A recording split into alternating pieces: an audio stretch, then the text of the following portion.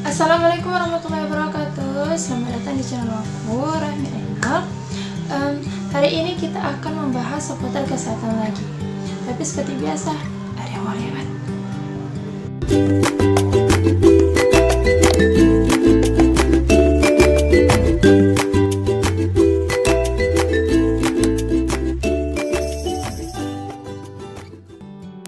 Hari ini kita akan membahas tentang kehamilan lagi.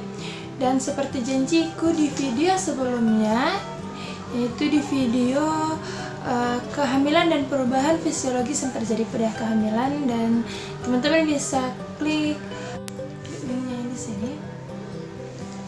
Aku akan menyampaikan materi tentang tanda-tanda kehamilan.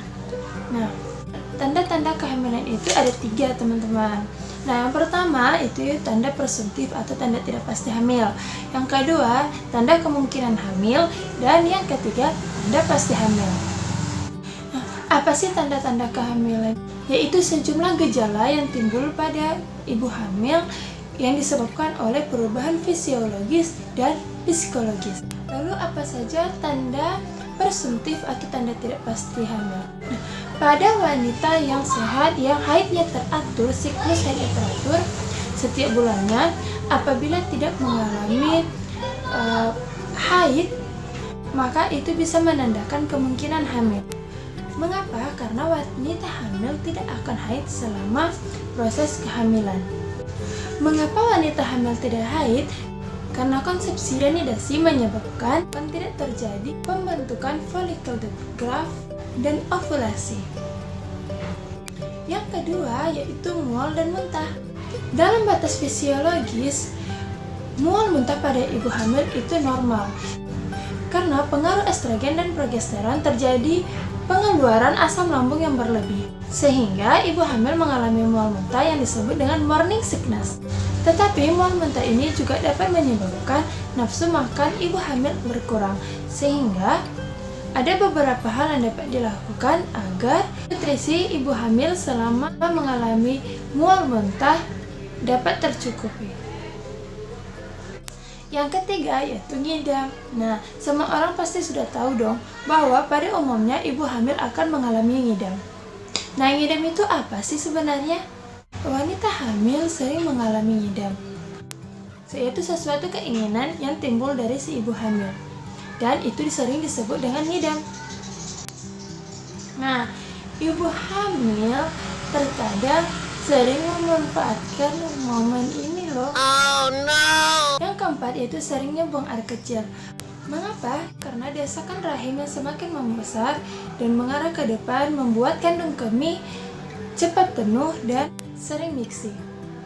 Miksi itu apa? Yaitu buang air kecil. Nah, sering buang air kecil ini bukan hanya dialami oleh ibu yang sedang hamil muda, tetapi juga ibu hamil yang akan menjelang proses persalinan. Itu disebabkan oleh tekanan rahim yang semakin turun, sehingga menyebabkan kandung kemih semakin tertekan dan cepat penuh. Selanjutnya yaitu pigmentasi kulit atau perubahan warna kulit pada ibu hamil. Nah, ibu hamil sering mengalami ini dan sering mengeluhkan masalah pigmentasi kulit pada masa kehamilan.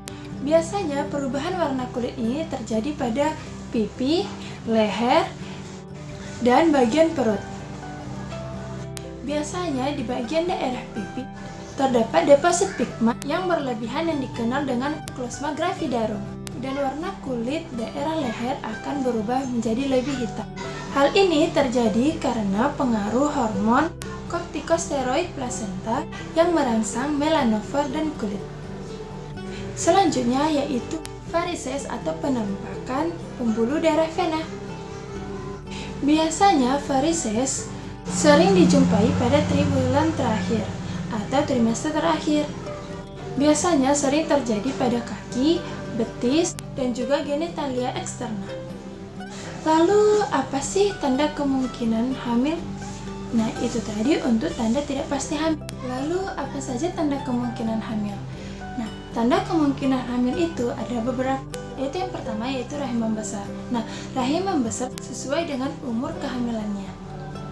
Cara khas yang dipakai adalah dengan menentukan adanya human chorionic gonadotropin. Pada kehamilan muda, air kencing pertama pada pagi hari. Dengan tes ini untuk mengetahui kehamilan sedini mungkin. Yang ketiga yaitu tanda pasti hamil. Tanda pasti hamil yang pertama yaitu adanya gerakan janin. Nah, gerakan janin pada primigravida atau kehamilan yang pertama dapat diketahui pada usia 18 minggu. Sedangkan pada multigravida atau kehamilan 2, 3, dan seterusnya, gerakan janin dapat dirasakan pada usia 16 minggu. Karena telah berpengalaman pada kehamilan sebelumnya, sehingga si ibu hamil akan lebih sensitif pada gerakan-gerakan atau perubahan yang terjadi pada masa kehamilan. Selanjutnya, pada saat melakukan pemeriksaan kehamilan akan teraba bagian-bagian janin. Nah, bagian-bagian janin ini dapat teraba ketika melakukan pemeriksaan pada masa akhir trimester kedua atau dimulai dari sekitar bulan ke-6 kehamilan. Selanjutnya yaitu denyut jantung janin atau biasa disebut dengan DJJ. Nah, denyut jantung janin ini dapat diketahui dengan menggunakan alat untuk mendengarkan denyut jantung janin seperti Doppler. Selanjutnya pada pemeriksaan USG atau ultrasonografi akan terdapat bagian-bagian dari janin seperti rahim yang di dalamnya terdapat bagian-bagian janin dan dapat diketahui panjang, berat, maupun umur dari janin. Nah, itu tadi tanda dan gejala kehamilan. Nah, untuk kakak-kakak dan teman-teman yang sekarang sedang hamil atau sudah pernah hamil, tolong dong ceritakan di bawah apa saja tanda dan gejala yang dialami oleh teman-teman atau kakak-kakak. Silahkan komen di bawah sebanyak-banyaknya. Siapa tahu ada tanda dan gejala yang tidak saya sebutkan tadi, jadi bisa melengkapi diskusi kita kali ini. Dan oh iya, satu lagi, ngidam. Nah, ngidam ini yang paling sering dialami oleh ibu hamil loh. Dan ngidam ini biasanya bermacam-macam ragam. Ada yang ngidam makanan, ngidam barang, ngidam liburan, dan segala macamnya. Nah, ini bisa juga nih, teman-teman bisa komen di bawah apa saja sih ngidam yang teman-teman alami selama masa kehamilan, dan ngidam apa yang paling sulit untuk dikabulkan oleh suami atau keluarganya. Silahkan komen di bawah, oke? Dan itu tadi tanda dan gejala kehamilan. Dan subscribe untuk mendukung channel ini supaya bisa berbagi informasi kesehatan lagi kepada teman-teman semua, dan klik loncengnya supaya teman-teman mendapat notifikasi setiap aku upload video baru.